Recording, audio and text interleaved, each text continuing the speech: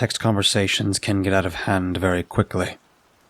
Sure, I've never been much of a fan of talking on the phone, and I could very likely cover everything I need to say in a 5-minute call as opposed to a half hour of texts, but it's much more convenient and comfortable. That is, until it isn't. Jess and I have been together for a few years now. Though marriage had entered a conversation or two, we were both quite content with our shared living space and in absolutely no rush to further complicate things. Neither of us were ruling it out, of course, but we weren't exactly racing to the finish line either. We were a happy couple, give or take the occasional spat, as all healthy relationships have, but text conversations that give way to typewritten arguments never go well. I don't want to lay out the entire thread of the message, as it was mostly just meaningless garbage. What do you want for dinner tonight? Need anything from the store? Yada yada. Nothing special, you know. That was until Brad Dawson, her college boyfriend, stopped by the house. Jess was in town, hanging out with some friends, so I was just relaxing at home, watching some Idiot Box, enjoying a little responsibility-free me time, when the asshat knocked on the door. I'd been texting back and forth with my girlfriend off and on for a while, so when I saw good old Bradley Dawson through the peephole, I knew he had been looking for her. Their breakup had been pretty messy, from what I was led to understand, so I was sure he was hoping to grovel his way back into her pants. I threw the door open to, assert my dominance and shit, you know. Anyway, as expected, he was looking for Jess, to which I maturely responded with an array of overly insecure-sounding questions. What's it to you? Why you want to know? What business you got with her? Brick just chuckled and asked me to let her know he stopped by before he turned around and strolled away all cocky-like. Now, I can't lie, I knew Jess was out of my league. It blew my mind when she agreed to go out with me back in the day, but nothing makes those insecurities come flooding back like the ridiculously good-looking ex, with his perfectly parted hair and shit-eating grin, coming to my front door. Naturally, I did the adult, grown-up thing and sent my girlfriend a text asking why the hell her ex-prick bastard thought he had the right to come to my house. Yeah, that didn't go down so well. The smartphone battle blew out of proportion pretty quickly. My mind made every single word she typed sound smart-assed and defensive, so I followed suit. It went on for probably a good hour before I meant to type, I guess I'll be sleeping on the goddamn couch again tonight. My thumbs were darting across the screen like crazy, while my heart was jackhammering like hell, so what I actually typed was a barely legible mess of complete gibberish.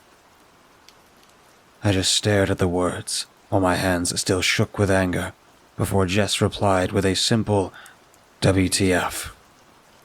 Before I knew it, I launched my phone at the wall, practically shattering the damn thing, sticking a fork in the senseless argument for now. My heart sank when I came down from the adrenaline rush, and I wanted nothing more than to apologize to Jess for being an asshole, even though I still wondered what business Dawson had in coming here. I just flopped down into my recliner and hoped to God I could salvage my relationship before sending her rushing back into his absurdly shredded arms. While I sat there, feeling pretty embarrassed about what an ass I had made of myself, there was another knock at the door.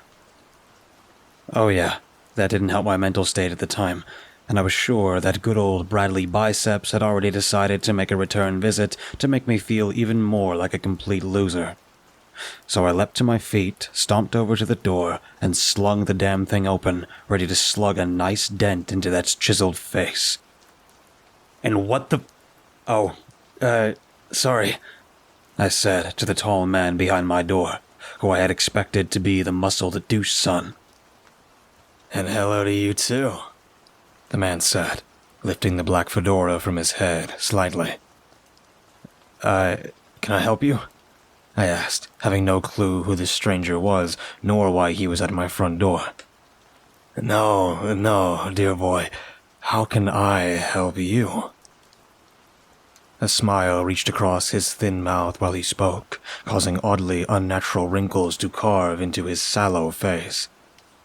He was almost unsettlingly tall, yet quite thin, He wore a long black coat, which made his skin appear even more pale than it actually was. His features were very smooth, and I could not see a single pore. The jet black hairs which poked out from his dark hat appeared almost fake, as though he were wearing a wig. Something about this guy did not look quite right. His nose looked perfectly average, as did his eyes and mouth, but the skin looked almost fabricated in a way.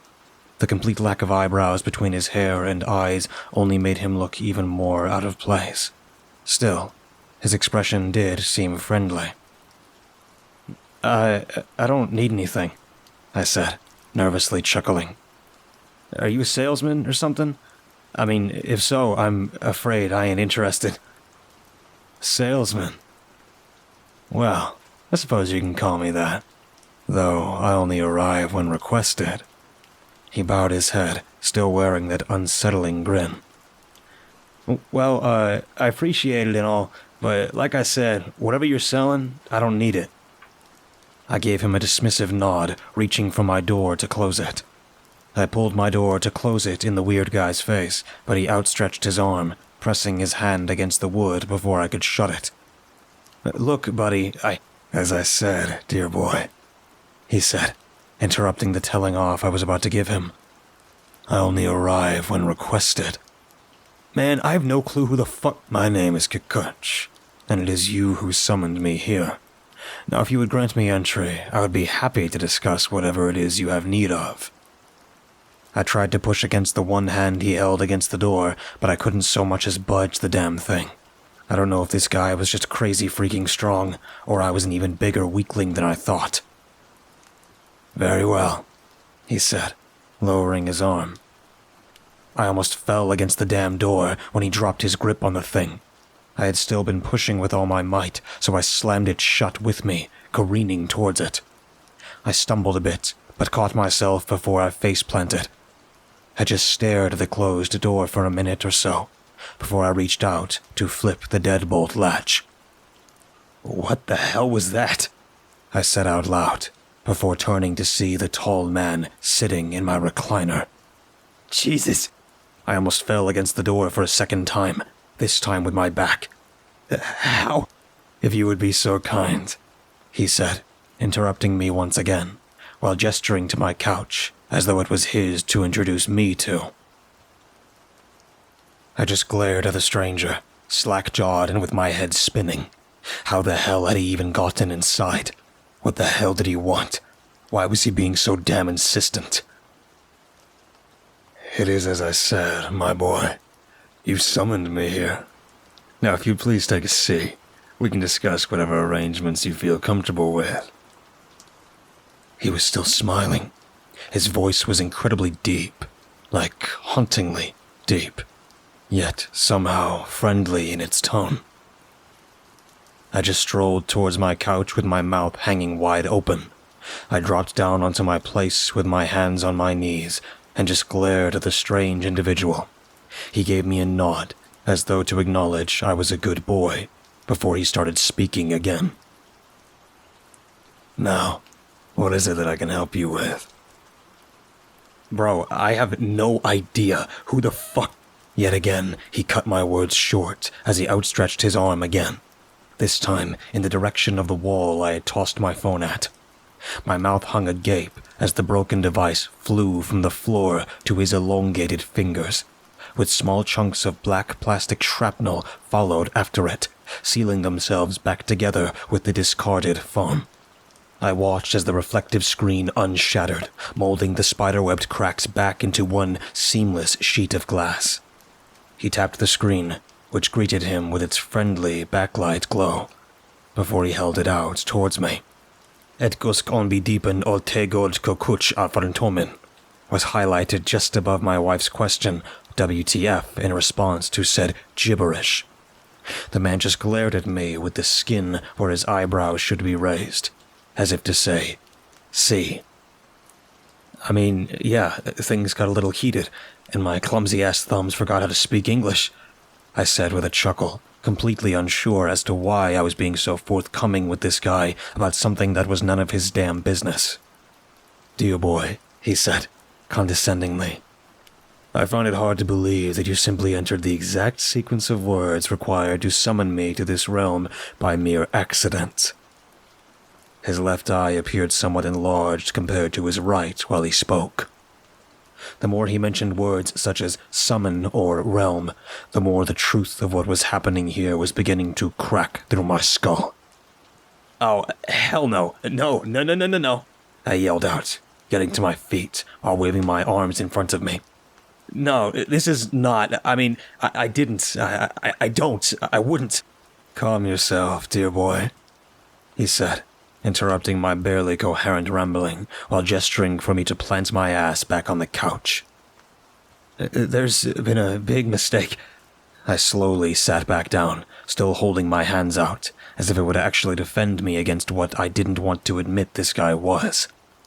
"I understand that you may have, perhaps, came to regret inviting me here, but our agreement is legally binding. Once summoned, by invoking the chosen words accompanied by the name of which demon you were to bring forth, we are both obligated to come to an accord." Yep, he said it. That word I was not ready to hear. I mean, is anyone ever ready to hear a word like that? Still, I had to convince him that this was a complete misunderstanding, though he did not seem remotely open to the idea.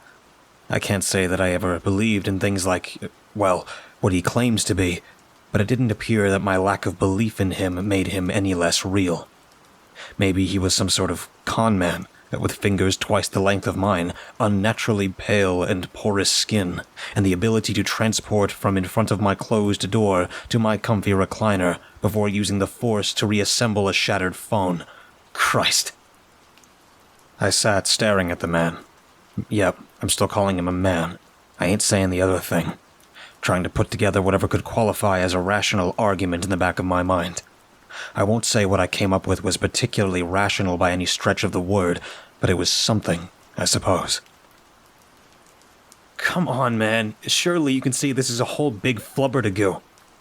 Flubbertigoo, in this case, was a word my mom used to use when I was just a wee lad to avoid using the F-bomb or any other such words when my brother and I tested her patience a little too much.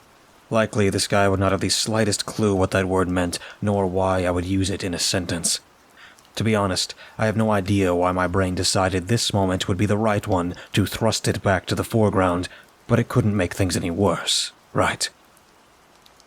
"I understand that you're upset, my boy, but I would ask that you refrain from using such language in my presence." He looked downright stern, and a little offended by my words. Great, I thought. That'll get him in your good graces. "Look, man, sir, well, Your Honor, surely you can see this is just a really big misunderstanding." I felt like I just kept repeating the same words over and over again, but I had absolutely no idea what to say to this guy. "My apologies, dear boy, but I'm afraid my hands are tied." His tone did sound somewhat compassionate, and even a little understanding. "Unfortunately, we must come to an agreement, as you did indeed recite the words verbatim. Whether this was by accident or design, I simply cannot walk away until a deal has been struck." The word deal made my reeling thoughts even more chaos-fueled. I'd watched plenty of movies, and even read a few books involving characters who made such deals, and that shit never worked out well. My heart was thumping in my chest as if it wanted to break free. I couldn't help but wonder if that would be a more favorable outcome in the long run. I hadn't ever been a religious type, but I couldn't deny that if this guy was what he claims to be, at least some of the lore is for real. For everything I have read and viewed over the years, there's only one method of payment for these sort of deals, and I'm sure as shit wasn't ready to lay that on the line.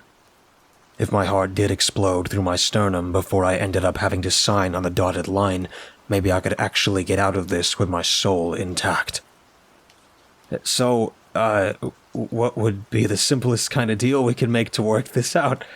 I asked, hoping there would be a lower-tier membership service.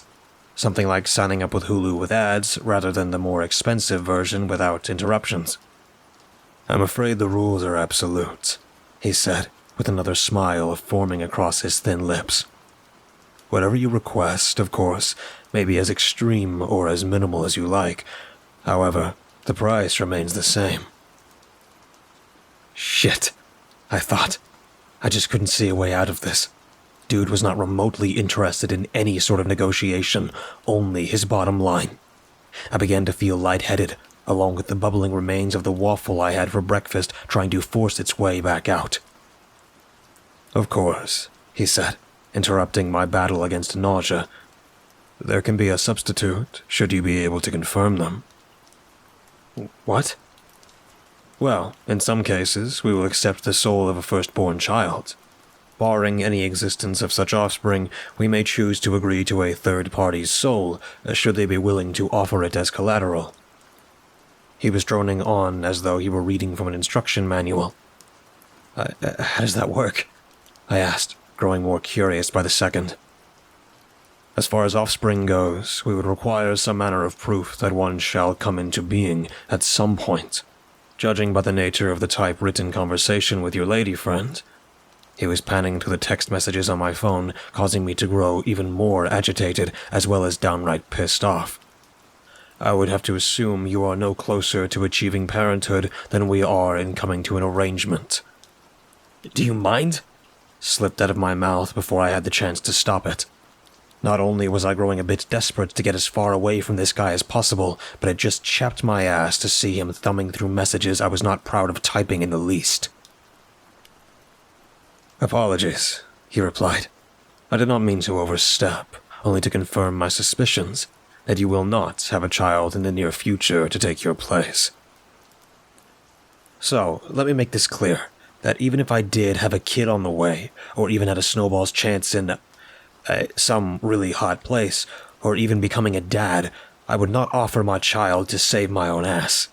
That being said, I still wasn't giving up hope, neither in getting out of this, nor in having a future with Jess, even if I had made a complete ass out of myself. Of course, there is one last option that you may have interest in.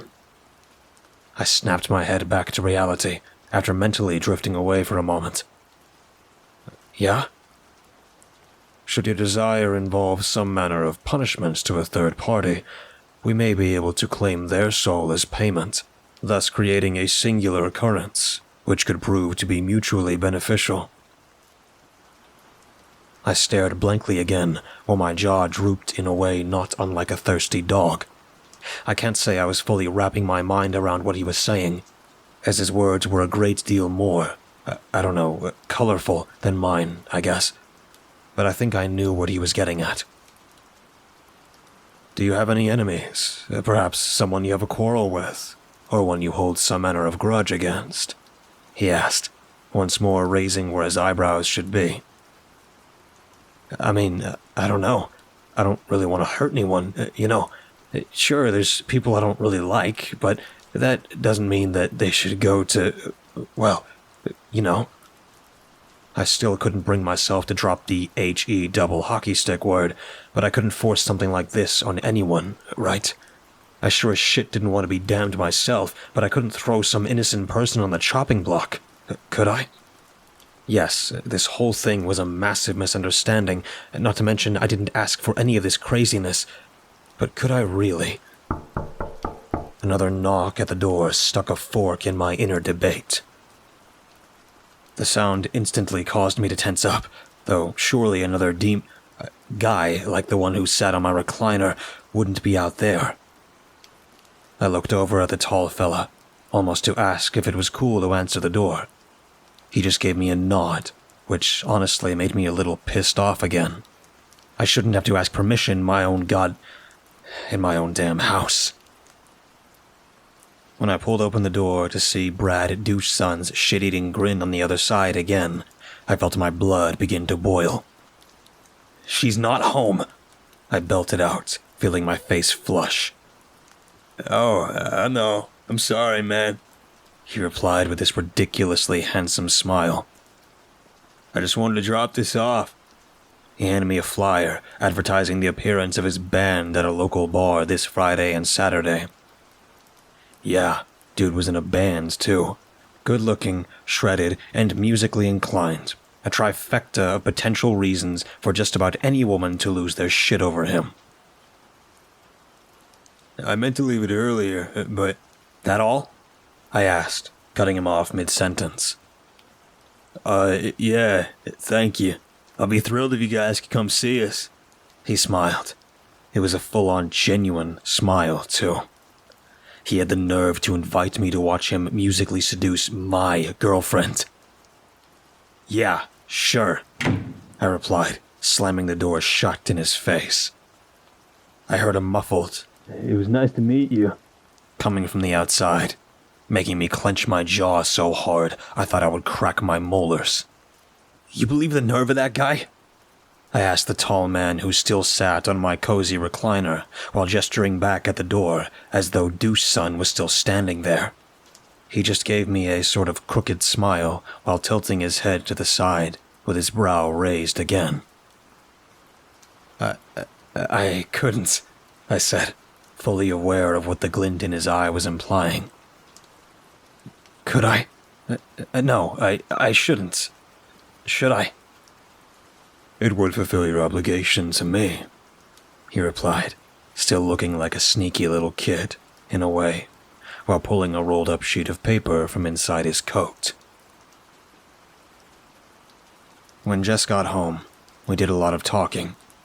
I apologized for acting like such an asshole, though I couldn't quite explain why I stopped responding to her texts, as my previously shattered phone had since been reassembled. I confessed that I was jealous after her college sweetie showed up at our front door, to which she just laughed and assured me I had nothing to worry about.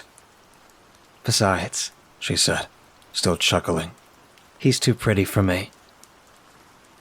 I can't say that didn't make my face flush again, but it still made me feel a bit better about things. With her assurance that her relationship with her ex was only platonic, I agreed to go watch the show with her that Friday night. Even if I didn't care for the guy, I do enjoy live music. If nothing else, I'd be able to drink. So, I attempted to clean myself up as much as I was able to before we headed to see the show. Of course, Jess looked absolutely gorgeous, with far less effort on her behalf than the 45 minutes it took me to get myself looking presentable. I must have changed 5 or 6 times before I finally settled on the gray shirt, black vest, and purposefully torn jeans. I generally wouldn't go to such lengths to attend a concert at such a small, local venue, but I hoped to at least compare to the ripped specimen of manhood playing lead guitar on stage. The band was already playing by the time we entered. Had I not taken so unusually long to get all fuzzy-duddied up for the occasion, we may have made it in time, but we still managed to grab a decent seat around the center of the bar. I had never heard them play before that night, but I had to admit I was underwhelmed. Deuce Sun just stood in one place the whole time, barely looking like he gave 2 shits about being there. He just stared off while absent-mindedly plucking the strings of his Les Paul.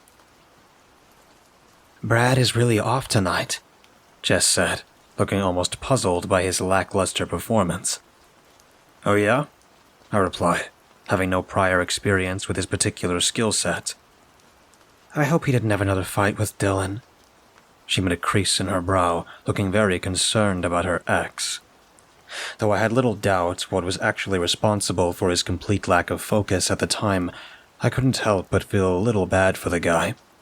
Still, I knew I had done what I had to, and I was sure he had just been waiting for the right moments to come in and steal my girl away from me. That was until what Jess had said finally drilled its way through my thick skull. Who's Dylan? Brad's husband. I told you about them, right? I felt all of the blood leak from my face down into the pit of my stomach. The realization that Deuce Sun truly had no other motivation than inviting us here to enjoy some music hit me like a truck. Their relationship has always been a little rocky, but I know they love each other. I hope they're not fighting again, Jess said with concern in her eyes. Her words were barely registering with me anymore. All I could see and hear was that I had damned an innocent man. Over what? My own insecurities? Christ, what the hell was I going to do? I always assumed that these deals wouldn't result in a soul being claimed until the victim kicked the bucket, but it was pretty clear to me that Brad had already misplaced a part of himself while he appeared completely mentally checked out on stage. After the show ended, Jess made an attempt to go talk to her ex to ask why he was so not himself and see if he needed to talk about it. Unfortunately, he had exited the stage quickly, having already left the bar by the time my girl made it backstage to look for him. She talked about how worried she was about him all the way back to our home. She remained distracted all the way up until we hit the sack for the night. I couldn't sleep for shit. Not only had I royally screwed over this poor schmuck, but I couldn't help but wonder if my causing this to happen to who I now saw as a pretty decent stand-up guy could inadvertently have caused my own soul to be damned in the process. I tossed and turned for hours before I finally passed out, only to be awakened by Jess heading out to work early the next day. It wasn't often that she had to go to her job on the weekend, but they apparently had some sort of rotation where everyone would be expected to work at least one Saturday a month. Of course, my self-centered ass only cared that I would be left alone all day to dwell on what a 10-ton piece of shit I was. I tried to go back to sleep after she headed out, but it wasn't happening. My thoughts went crazy as soon as I opened my eyes, and there was absolutely no hope of me quieting my busy mind enough to get back to sleep. I pouted like a 2-year-old while I slipped on my robe over my t-shirt and PJ pants before slouching down the stairs and flopping into my recliner. I surfed Netflix for a bit, but couldn't find anything to distract myself from my self-pity. That's right. Even though I had taken a steaming shit on the life of an innocent guy, I felt bad for myself. That alone made me feel even worse. It was just an endless circle of reasons for me to feel like a worthless asshole. I don't even know how long I've been sitting there, barely paying attention to the streaming show I had finally settled on, when another knock on the door broke me from my blank stare.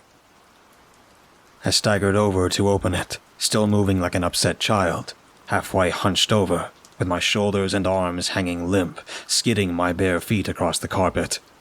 When I pulled the door open, my back and neck instantly tensed up as, there in front of me, once again stood my old buddy, Kukuch. Though he wasn't alone this time. He was with another guy I had never seen before, some blonde ponytail guy in a suit. He wasn't nearly as pale as the guy I inadvertently summoned via text message, nor as unsettlingly tall. Just an average-looking guy, really. "Hi," he said with a pleasant smile. I just nodded in response. "My associate here has something he'd like to tell you." He sounded British or American or something, definitely foreign. But I guess Kukuch sounded like he wasn't from around here too, now that I think about it. Ponytail nudged the tall, pale guy who had a look on his face like his folks just caught him tickling his pickle. Well, I may have, inadvertently." He was cut off with another nudge from the guy to his left.